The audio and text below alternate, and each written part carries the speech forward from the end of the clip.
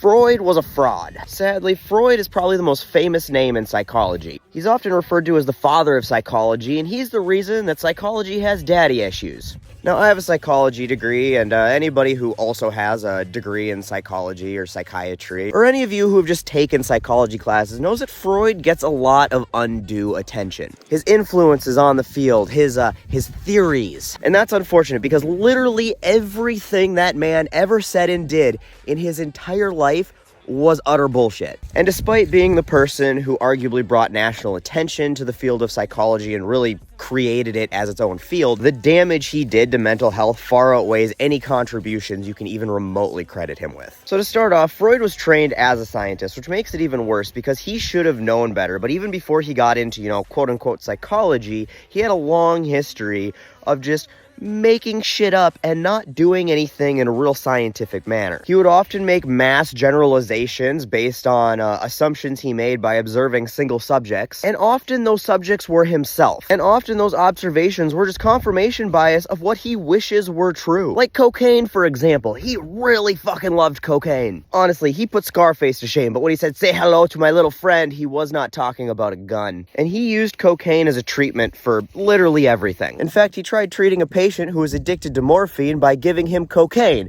and that resulted in the patient being addicted to morphine and cocaine. He did so much cocaine that the septum in his nose started to rot away, because apparently that's a thing if you snort too much cocaine, and his solution to fix that problem was more cocaine. He also plagiarized a bunch of people's stuff. He'd take their work and backdate it and claim it as his own and publish it. He was a huge misogynist. He viewed women as weak and hysterical and vain and considered them the problem with society. There's also some evidence to suggest that Freud enjoyed the company of men, which is perfectly fine, but it is likely that his misogyny and a lot of the perversions he attributed to other people were just projections of himself. And Freud was also a greedy fuck. He really loved money. In fact, once he said that money was like laughing gas to him. So when he did eventually venture into psychoanalysis, or what would become psychology, it was nothing more than a grift to get rich people to pay him to project his own perversions onto them. In fact, he actively worked to make his patients more unhealthy so they would keep coming back and paying him. So this is where he came up with the idea of repressed memories, where all these mental health symptoms you were experiencing, which often weren't even mental health symptoms, they were actually symptoms of real medical conditions he had misdiagnosed, they were all a result of sexual abuse you suffered as a child.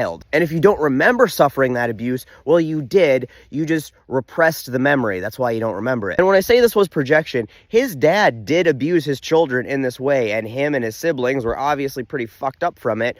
And so this must have been everybody's problem, and he was going to make it everybody's problem. But then halfway through, he changed gears on that. He's like, wait, no, these people weren't actually abused. They had a subconscious desire as a child to be abused. This is where the Oedipus complex comes from. You want to have an intimate relationship with the parent of the opposite sex, and that makes you hate the parent of the same sex. Once again, no basis for this whatsoever, except that he probably felt that way, and he wanted to not be alone in it. And then he just got weirdly obsessed with the sexuality of children that doesn't exist, and he started claiming that everything you do from the moment you're born is just these sexual desires and stages, including going to the bathroom. Like when you learn to control your bowels, that's the anal stage. The term anal retentive comes from that. It's all bullshit, but damn if it's not woven into the fabric of society and popular culture. And of course, all of these things were happening in your subconscious, because if he's like, you want to bang your mom, I'm like, dude, I don't want to bang my mom. And he's like, yeah, you do. It's just in your subconscious.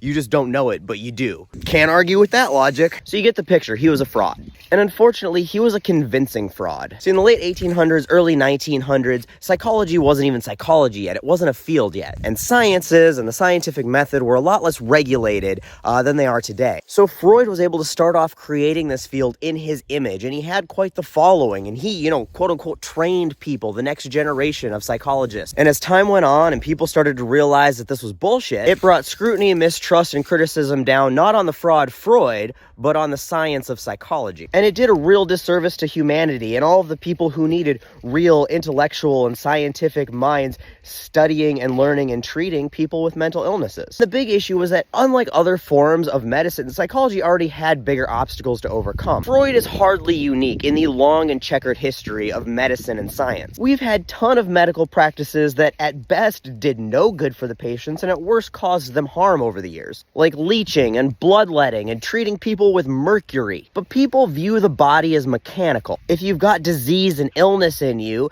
it's probably in your blood, and it makes sense to get that blood out. Now, that's completely wrong, and it made people much sicker. But people could wrap their head around that concept. It makes sense to them. And so when the science finally caught up and said, hey, this isn't really the best idea, people were more forgiving and more understanding, and it didn't cause as much mistrust in the medical industry because, hey, it made sense at the time, and now we just know better. But with the brain and thought and human behavior, it doesn't seem mechanical, and it's far more complex and multifaceted than many other parts of the body. So first, setting up a solid scientific foundation to study neurosciences and psychology and human behavior already has a ton of obstacles. And then to gain public trust in those sciences is even more difficult because unlike the mechanical aspects of the body that a layman can more easily wrap their head around, psychology and neurosciences are still baffling and difficult to understand for even some of the most educated people in the world. So the layman already isn't going in with a whole lot of confidence in understanding how these things work. And then you have somebody like Freud who violated the public trust in this new science on such a massive level that the ensuing criticism and skepticism of the legitimacy of psychology ended up deterring funding for the sciences, ended up deterring medical professionals and scientists from venturing into the field to study it more thoroughly, and it ended up garnering a lot of mistrust from potential patients who should have probably sought help and could have helped expand the knowledge and understanding of psychology, because kind of rightfully so, they'd question its legitimacy, they'd question their own safety if they got involved, and they'd certainly question the way that they would be viewed if they were receiving treatment. And this has led to countless dangerous stigmas about mental health. It for many years made mental health treatment less safe, and it set back progress in the field that could have helped countless people by decades. We still suffer the consequences of Freud today in mental health and psychology. And that's why, aside from him just genuinely being a garbage human being, there's all the hate for Freud.